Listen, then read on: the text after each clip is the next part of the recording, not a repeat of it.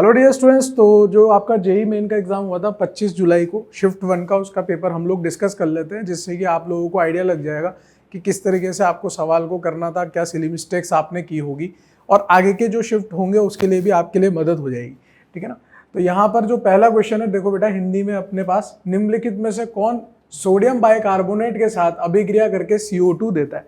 तो sodium bicarbonate के साथ अभिक्रिया करके CO2 कौन देगा, तो इसका बहुत आसान तरीका आपको बता रखा है पहले ही जीओसी के अंदर कि वो अम्ल जो सोडियम कार्बोनेट के साथ अभिक्रिया करेगा वो क्या बनाएगा बेटा, H2CO3 बनाएगा। क्या बनाएगा? H2CO3 बनाएगा। साथ में क्या बनाएगा? NaH बनाएगा। अब यहाँ पर ये जो H2CO3 बना है ये किस में टूट जाता है बेटा? H2O और CO2 में टूट जाता है। H2O और CO2 में टूट जाता है, यहाँ से CO2 निकलती है।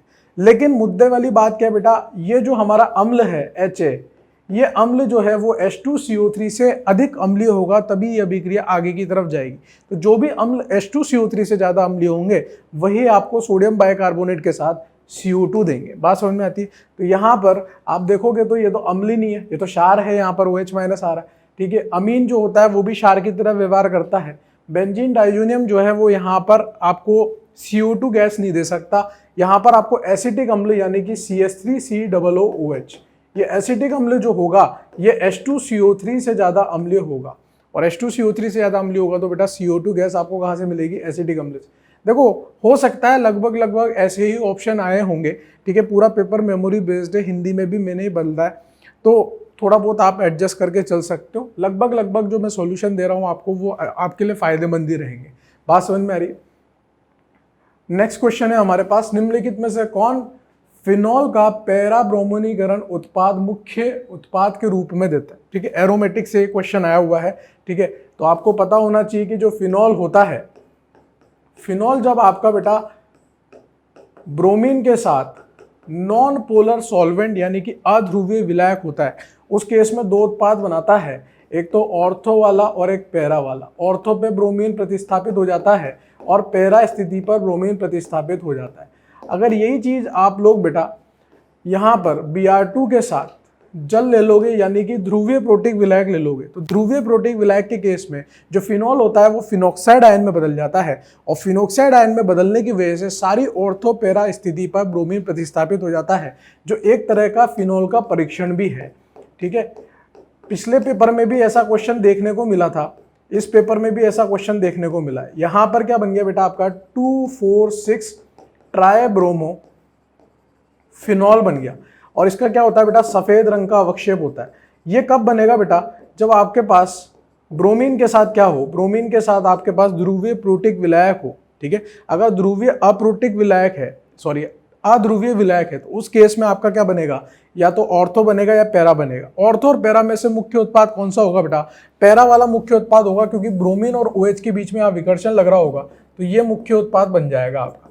तो आप यहां पर देख लो, ब्रोमीन कार्बन डाइसल्फाइड कहां दिया हुआ है? सेकंड ऑप्शन में। देखो CHCl3 भी आपका कैसा होगा बेटा, CHCl3 भी आपका अध्रुवीय विलायक की तरह ही काम करेगा, तो यहाँ पे थर्ड ऑप्शन भी हो सकता है।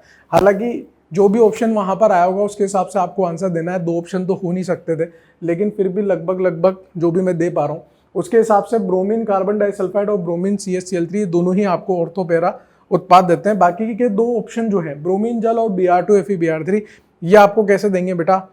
ये बहुप्रतिस्थापित उत्पाद देंगे। निम्नलिखित में से कौन सा प्रोटीन जल में घुलनशील है? तो आपको बताया था दो तरह के प्रोटीन होते हैं, एक तो होता है फाइब्रस प्रोटीन, एक होता है ग्लोबुलर प्रोटीन। तो जो फाइब्रस प्रोटीन होता है वो तो हमारे शरीर की चमड़ी पे या फिर बालों में होता है, और जो ग्लोबुलर प्रोटीन होता है वो हमारे अंदर होता है। ग्लोबुलर प्रोटीन जो होता है बेटा वो घुलनशील होता है, और जो फाइब्रस प्रोटीन होता है वो अघुलनशील होता है। फाइब्रस प्रोटीन के जो एग्जाम्पल थे तो वो किरेटिन था, मायोसिन था। मायोसिन तो जो अपने मसल्स के ऊपर होता है ना, मसल होती है ना, मांसपेशियां, उसमें होता है।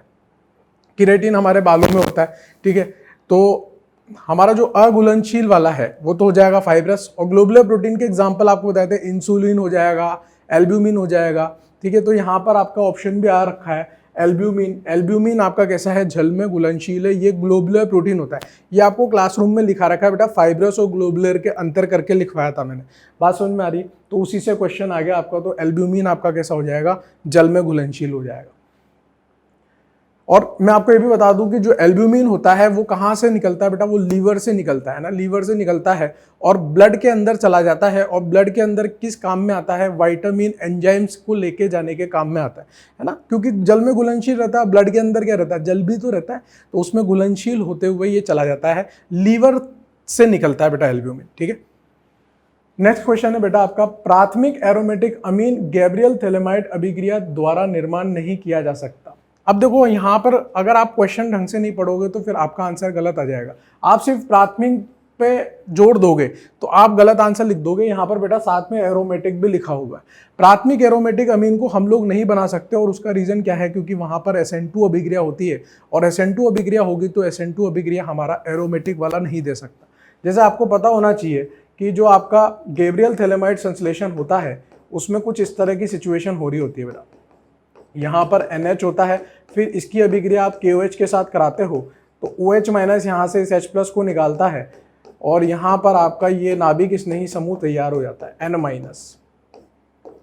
अब आप अगर यहाँ पर इसकी अभिक्रिया एरोमेटिक हैलाइड के साथ कराओ, भाई प्राथमिक अमीन बनाना है तो यहाँ पर या तो एल्कील हैलाइड के साथ कराओगे या एरिल हैलाइड के साथ कराओगे। एल्कील हैलाइड पे तो ये आक्रमण कर देगा, लेकिन एरिल हैलाइड पे ये आक्रमण नहीं करेगा, क्योंकि SN2 या SN1 कोई सी भी क्रियाविधि यहाँ पर नहीं लग सकती। यहाँ पर SN2 नहीं हो पाएगी, जबकि यहाँ पर SN2 हो जाएगी। ठीक है, उसके बाद तो फिर आपको अपघटन करना होता है।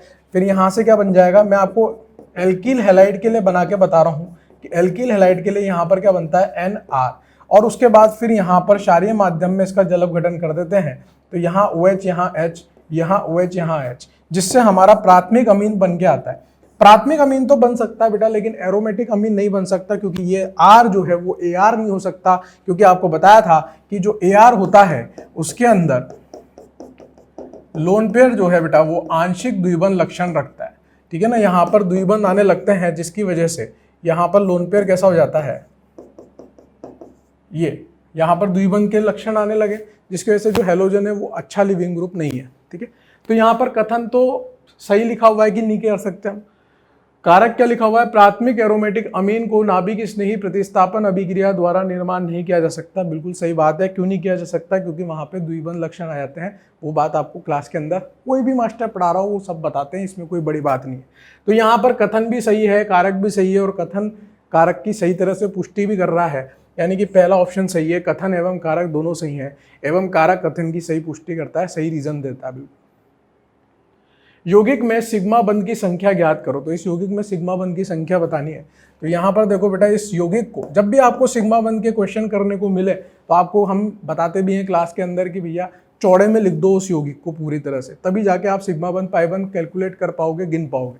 अगर आपने थोड़ी सी भी होशियारी करी, थोड़ी सी भी नादानी करी, तो उस केस में आपके सिग्मा बंध पाई बंध की गणना गलत हो जाएगी। बेटा चौड़े में लिख लो ना, आलस क्यों करना है, आलस नहीं करना है। ठीक है ना, यहाँ पर हाइड्रोजन द्विबंध, क्या बच्चा इसको बहुत सिंपल क्वेश्चन समझ के हल्के में ले लेता है, और कभी कभी कोई हल्की चीज भी आपका नुकसान कर जाती है। ठीक है ना, तो यहाँ पर आप देखोगे तो ये सिग्मा, ये सिग्मा, ये सिग्मा, ये सिग्मा, ये सिग्मा, सिग्मा, सिग्मा, सिग्मा, एक सिग्मा, एक सिग्मा। ठीक है, तो आप देख लो यहाँ पे सबसे पहले तो आपको प्रत्येक परमाणु की संयोजकता चेक करनी की पूर्ण रूप से संयोजकता हो रही है नहीं हो रही, कार्बन की 4 संयोजकता होती है, वो सब पता होना चाहिए। अब यहाँ पर देखो 1 2 3 4 5 6 7 8 9 10, तो यहाँ पर आंसर कितना आ जाएगा, 10 सिग्मा बंध होंगे इसके।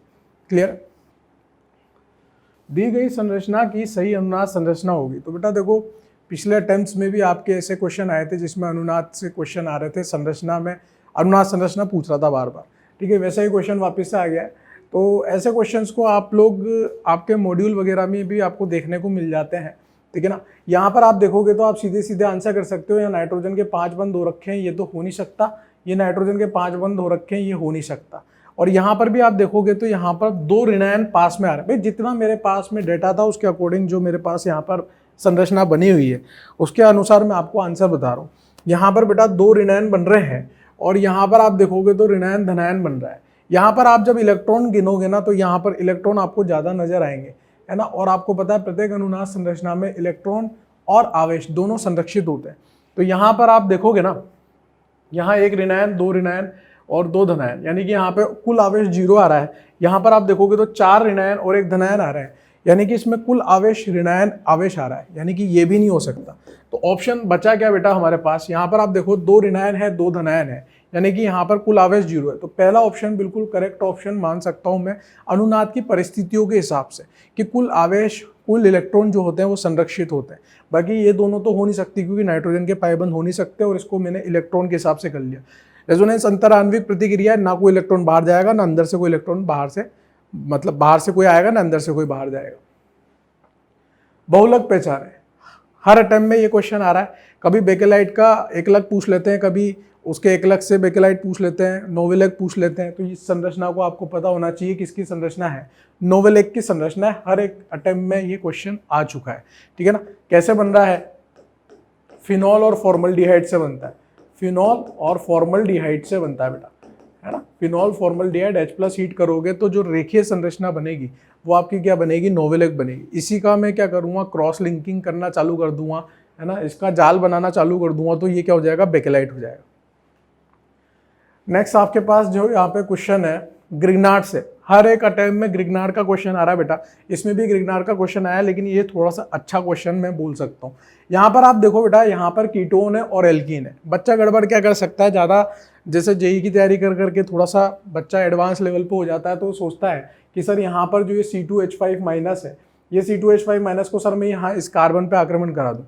लेकिन जब भी आपको RMGX दिया हो और कीटोन और एल्कीन दोनों संयुग्मन में दियो, तो आप एल्कीन पर आक्रमण नहीं कराओगे, आप किस पे आक्रमण कराओगे, सीधे कीटोन पे। इसी तरह से अगर गिलमान अभिकर्मक दिया होता है यानी कि R2CuLi, तो उस केस में आप एल्कीन पर आक्रमण कराते बेटा। R2CuLi दिया हो ना, तो उसका जो यहाँ से R- निकलता है वो R- तो एल्कीन पर आक्रमण करता, सॉफ्ट न्यूक्लियोफाइल सॉफ्ट इलेक्ट्रोफाइल पे आक्रमण करता है, हार्ड न्यूक्लियोफाइल हार्ड इलेक्ट्रोफाइल पे आक्रमण करता है। तो ये बेटा हमारा हार्ड वाला है, तो ये यहाँ पर आक्रमण करेगा, इसको तोड़ेगा, क्या बनेगा, CH3C, यहाँ पर CH2, यहाँ पर CH3, यहाँ पर O- MgBr, फिर यहाँ पर CH डबल बॉन्ड CH2। फिर जैसे इसमें आप जल डालोगे तो ये बदल जाएगा CH3C, CH2 CH3, यहाँ पर OH, यहाँ पर CH डबल बॉन्ड CH2। अब इसमें फिर से HCl का योग करना है, और HCl का योग बेटा मार्कोनिकॉफ नियम के अनुसार होता है। और मार्कोनिकॉफ क्या बोलता है कि आप स्थायी काप धनायन बनाओ। यहाँ पर H+ है, Cl- है, एल्कीन इस H+ पे आक्रमण करके स्थायी काप धनायन बनाएगा। और स्थायी काप धनायन क्या बनेगा वो देखो आप, यहाँ पर CH2, यहाँ पर CH3, यहाँ पर OH, यहाँ पर आपका काप धनायन, और यहाँ पर CH3 आ जाएगा बेटा। अब ये जो काप धनायन बना है पूर्ण रूप से बना है, क्लासिकल काप धनायन बना है, तो ये पुनर्विन्यास भी कर सकता है। और आपको साफ साफ नजर आ रहा होगा कि ऑक्सीजन के लोन पेयर के पास ये काप धनायन बहुत आसानी से आ सकता है। तो यहाँ से मैं मिथाइल और एथिल में से क्या शिफ्ट कराऊंगा वो सोचने वाली बात है। तो यहाँ से मैं कौन सा समूह शिफ्ट कराऊंगा, यहाँ से मैं एथिल समूह को शिफ्ट कराऊंगा। तो 1,2 एथिल शिफ्ट होगा बेटा, कौन सा शिफ्ट होगा, 1,2 एथिल शिफ्ट होगा।